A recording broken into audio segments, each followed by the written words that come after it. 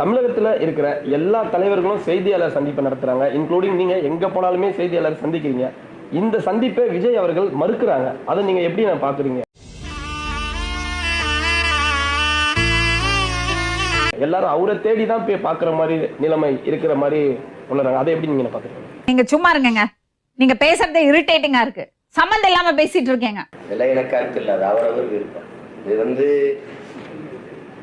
உங்ககிட்ட என்ன கேட்கறதுன்னா, நீங்க எல்லா நேரமும் நீங்க கேட்கும் போதெல்லாம் நாங்க சந்திச்சு நான் சொல்றேன். நீங்க யாரையும் பிடிக்காது, எனக்கு என்னையே எனக்கு பிடிக்காது. ஒரே காலேஜ்ல நாம படிச்சிருந்தாலும் அரசாங்கத்தை நடத்துறதுல திமுக தான் சீனியர் பேட்ச். அது உங்களுக்கு தெரியும். என்ன போனோம், என்ன பண்ணணும், என்ன மேட்ரு வேணும்? பயப்படணுமா? பயம் வரலையடா. முகரைய பார்த்தா பயம் வரமாட்டேங்குது.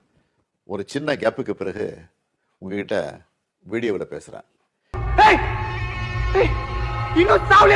கடைசியா டீலிமிட்டேஷன் பத்தி பேசியிருந்தேன். அதை தொடர்ந்து எலெக்ஷன்லாம் நடந்து முடிஞ்சிருச்சு, ரிசல்ட்டும் வந்துச்சு. ரிசல்ட்டுக்கு பிறகு என்னவெல்லாம் நடந்துச்சு, என்ன நடக்குது எல்லாத்தையும் பார்த்துக்கிட்டு தான் இருக்கோம். 2 வாரமா எல்லா வீடுகள்லையும் நியூஸ் சேனல் தான் ஓடிட்டே இருக்கு. அந்த அளவுக்கு பரபரப்புக்கு பஞ்சமில்லாம போகுது. எல்லாம் ஒரு ஆளு, உனக்கெல்லாம் ஒரு பெரிய மைனர் நினைப்பு.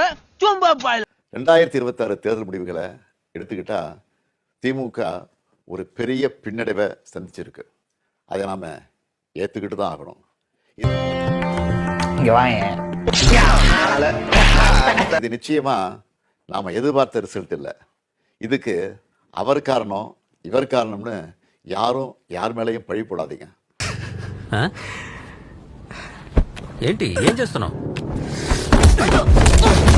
தலைவரா இந்த தோல்விக்கு நானே பொறுப்பேற்றுக்கிறேன். வெற்றி கிடைக்கும் போது எனக்குத்தான் அந்த கிரெடிட் சேருது. அப்போ தோல்வி அடையும் போதும் அந்த பழியை நான் தான் ஏத்துக்கணும்.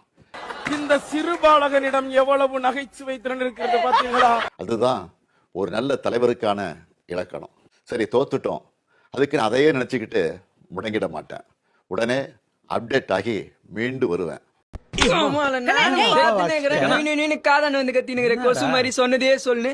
நம்ம எல்லாருமே அப்படிதான் வரணும். அதுக்கு உங்களோட ஆலோசனைகள், பரிந்துரைகள், ஐடியாக்கள் எனக்கு. ஏன்டா பேசாமே இருக்க மாட்டியாடா? போற இடத்துல எல்லாமே கம்ப்ளைண்ட் தான்டா. ஏன் இப்படி பண்ணிட்டு இருக்க? சின்ன சேனலுக்கு எதா இருந்தாலும் அது கொஞ்சம் ஆதரவு கொடுங்க. உங்க பொண்ணான கையை கொண்டு அந்த பெல்லில தட்டிடுங்க. அவங்களுக்கு சப்ஸ்கிரைபர் 5-10 ஏறுனா அவங்க மனசு சந்தோஷப்படும்.